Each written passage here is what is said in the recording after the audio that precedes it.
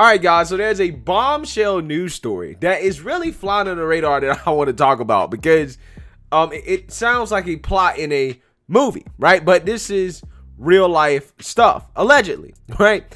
As there are reports that says that the Trump administration moved kidnapping and assassinating Julian Assange. Yes, there are accusations that the Trump administration and the CIA milled assassinating Julian Assange, who is the founder of WikiLeaks, right? That guy that the establishment / deep state hates because he essentially leaked damning information about things that we did in Iraq and Afghanistan and a bunch of other things having to do with spying and stuff like that we were doing.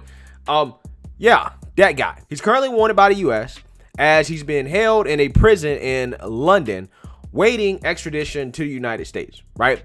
However, a judge denied that earlier this year, and he's still there chilling, right? But the United States, they want him back, right? They want him back so they can prosecute him and charge him under the Espionage Act, right? He's a wanted man, okay? And if the U.S. can get their hands on him, he's probably not going to see the light of day ever again, okay? But until then, right, it seems like the government was looking over other options, right, to get the job done. Allegedly, I don't know. Because Trump denies this, right? He denies it. He says, hey, I never considered assassinating Julian Assange, right? I think that's what he said. That is paraphrasing it. There's going to be an exact quote in this article that we're going to read, but I'm just telling you guys, Trump is denying these accusations. But I want to read this because this is some wild stuff that allegedly the government was considering. And I'll tell you guys what I think is legit and what I think is not legit as I read here. A report from Yahoo News published Sunday says that the Trump administration and the CIA considered kidnapping WikiLeaks founder Julian Assange in 2017 and even raised the prospect of assassinating him amid concerns he may be planning an escape of his own. Citing conversations with more than 30 former U.S. intelligence and security officials, Yahoo reported that sketches and options for how an assassination operation could be carried out were requested. One former official told the site that the conversations were taking place at the highest levels. Though the CIA had been monitoring Assange for many years, the U.S. government reportedly ramped up its campaign against him following the Vault 7 data leak of CIA hacking tools and Democratic emails during the 2016 presidential election. Now, I definitely believe that, right? Because those Democratic emails, they affected the establishment. They affected Hillary, who is establishment of the establishment, right? The queen of the establishment. And you best believe Hillary probably believes that cost her the election. And she probably exerted her influence, right, to, extract her revenge. Okay, allegedly. All of this is alleged, okay? So I definitely think that, along with the whole Vault 7 thing and the CIA hacking tools, I definitely think that the establishment had it out for Assange, for sure. And they still do, okay? So let's read a little bit more here.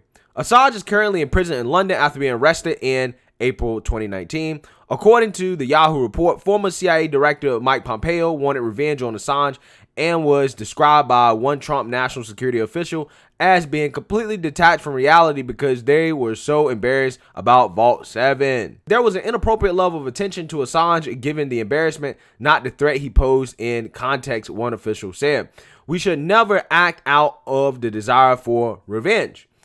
U.S. intelligence officials were supposedly provoked by rumors that Assange was planning an escape attempt from the Ecuadorian embassy in London, where he had taken asylum. Russian intelligence was supposedly present around the embassy to help facilitate an escape. Yahoo noted that WikiLeaks had helped to facilitate U.S. whistleblower Edward Snowden's escape to Russia from Hong Kong. Now, Edward Snowden is also kind of a part of the whole WikiLeaks thing, right, in which he revealed the NSA spying stuff, okay, in terms of, how the NSA is currently using the technology that they say they're just using on foreign enemies, right? The Islamic extremists, that's what they say they're using on. They actually are using that stuff on the American citizens, right? And this is something that Tucker Carlson had talked about recently, right, when he accused the NSA of spying on him. And I'm actually disappointed in Tucker for not actually bringing on Edward Snowden to talk about this, because Edward Snowden is the person that revealed that this stuff was actually happening, right? So I would have liked to see Tucker kind of, revive Snowden and bring him back to the mainstream. But hey, no man is perfect, right? If Russian officials were able to get Assange onto a plane, one official told Yahoo that agents were prepared to block the plane with a car on the runway, shoot out the tires, or even crash into a car carrying Assange. Now, I know that's not funny, right? It's not funny that these are allegedly plans by the U.S. government to assassinate a man.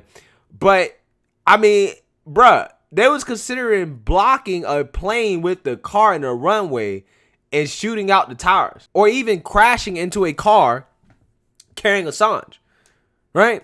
And I kind of low-key believe it. I kind of low-key believe that these plans may have been drawn, right? Now, was it actually really seriously considered, right, by the highest level of government, aka the president? I don't think so. I don't know about that. We're going to read a little bit more here. When reached for a comment by The Hill, the CIA declined to comment on the matter. Responding to Yahoo, Trump denied ever having considered ordering the assassination of Assange, saying it's totally false. It never happened. In fact, I think he's been treated very badly, added Trump. Following the leak of the Democratic emails from the 2016 presidential race, Trump proclaimed, "I love WikiLeaks," and reportedly offered Assange a pardon if he would say that Russia was not involved in the 2016 Democratic National Committee hack. Barry Polak, a lawyer for Assange in the U.S., told Yahoo, "As an American citizen, I find it absolutely outrageous that our government would be contemplating kidnapping or assassinating somebody without any judicial process simply because he had published truthful information." Yeah. So, question, right?